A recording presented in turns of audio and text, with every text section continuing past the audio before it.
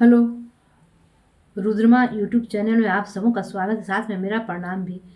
तो आज शिवपुराण के पंचम खंड के 24वां अध्याय का वर्णन सुनूंगी और सुनाऊंगी। तो कथा सुनने से पहले मैं अपने शिव गुरु की स्तुति कर लेती हूँ, फिर आगे की कथा सुनूंगी और सुनाऊंगी। गुरुर्ब्रह्मा गुरुर्विष्णु गुरुर्देव महेश्वरा गुरुः साक्षात् परब्रह्म तस्मै श्री गुरवे नमः।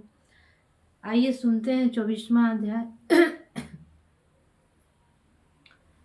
सूत जी बोले, हे ऋषियों, हम इस कथा के सुनने के पश्चात नारद जी ने ब्रह्मा जी से कहा, हे पिता, अब आप मुझे उस सुदर्शन चक्र के विषय में बताइए जो विष्णु जी का प्रसिद्ध शस्त्र है।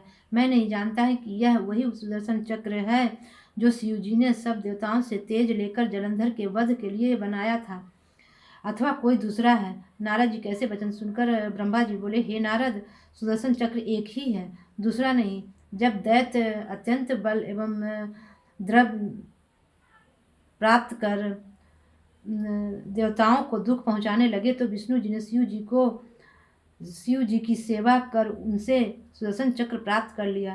तब से वे उसी के द्वारा सब दैत्यों का वध करते हैं। कल्प भेद से शिव चरित्र, लीला वर्णन, व्याख्यान, कथा इतिहास में बहुत अंतर है, परंतु बुद्धिमान व्यक्ति को चाहिए कि उसके हृदय में जो संदेह उत्पन्न हो उसे पूछ लें, जिससे वह सत्य मार्ग से न भटक जाए।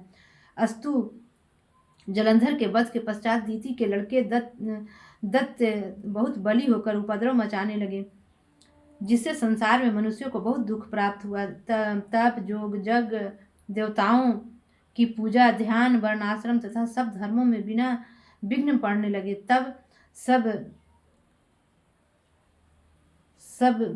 देवता तथा मुनि दुखी होकर मेरे पास आए। उन्होंने मेरी स्तुति कर अपने कष्टों का वर्णन किया। तब मैं उन सबको लेकर विष्णु जी के पास गया और उनकी स्तुति कर यह विनय की कि अब दानव तथा दैत्य बहुत दुख पहुंचा रहे हैं, सो हम सब आपकी शरण में आए हैं। हमारी यह प्रार्थना सुनकर विष्णु जी ने कहा, हे देवताओं, तुम लोग सब लोग अपने अपने घर को जाओ, मैं स्वयं दैत्यों से युद्ध करेंगे। यह कहकर वे दैत्यों के साथ युद्ध करने लगे, परंतु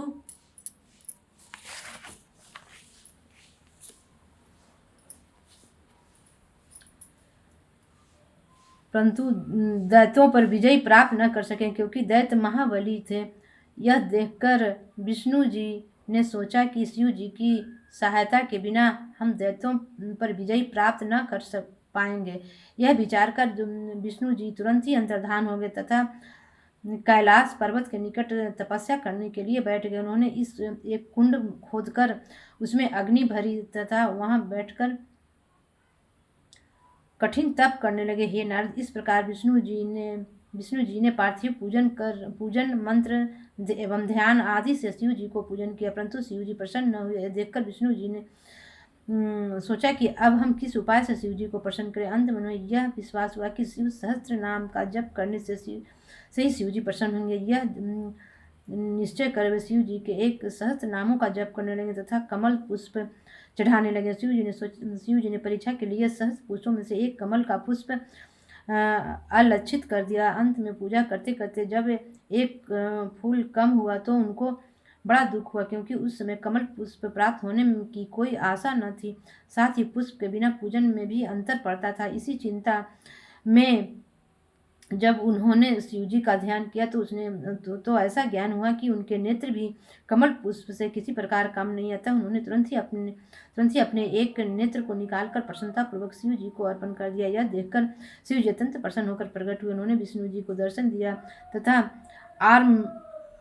आम्रडीतम मंत्र का उच्चारण करते हुए कृपा दृष्टि से देखा। उस समय विष्णु जी ने शिव जी को प्रणाम किया तब शिव जी मुस्कुराते हुए बोले, हे विष्णु जी, तुम्हारी इच्छा हो वह मांग लो। तब शिव जी के आदेशानुसार विष्णु जी ने अत्यंत पवित्र स्तुति करते हुए यह प्रार्थना की, हे सदा शिव जी, हम दैत्यों से पराजित हो गए और उन पर किसी प्रकार भी विजय प्राप्त नहीं कर सकते। इसलिए आप ऐसी कोई यत्न कीजिए जिससे वे मारे जाएं। हे नारद, यह सुनकर शिव जी ने कृपा कर विष्णु जी को अपना सुदर्शन चक्र दिया और यह कहा, हे विष्णु जी, हमारे इस समय के रूप का ध्यान कर इस शस्त्र नाम तथा सुदर्शन चक्र से जो हम तुमको प्रदान करते हैं, तुम शत्रुओं एवं दैत्यों को मारकर उन पर विजय प्राप्त कर लोगे। तुम्हें तीनों लोकों में कोई भी नहीं जीत सकेगा, परंतु सुदर्शन चक्र का छोटे छोटे कार्यों में प्रयोग मत करना।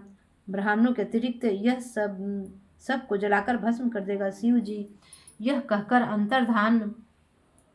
अंतर्धान हो गए तथा विष्णु जी सुदर्शन चक्र को लेकर प्रसन्नता पूर्वक लौट आए। वे रात दिन सहस्त्र नाम का जप करते तथा अपने भक्तों को उसी की शिक्षा देते रहते थे। अब भी जो कोई शिव सहस्त्र नाम तथा विष्णु स्तुति का पाठ करता है उसके सब कार्य सिद्ध होते हैं, उसके शत्रुओं का विनाश होता है तथा वह दोनों लोकों में सुखी रहता है। आज की वाणी में अपने शिव गुरु के चरणों में विराम देते फिर से अगले एपिसोड में अगला पाठ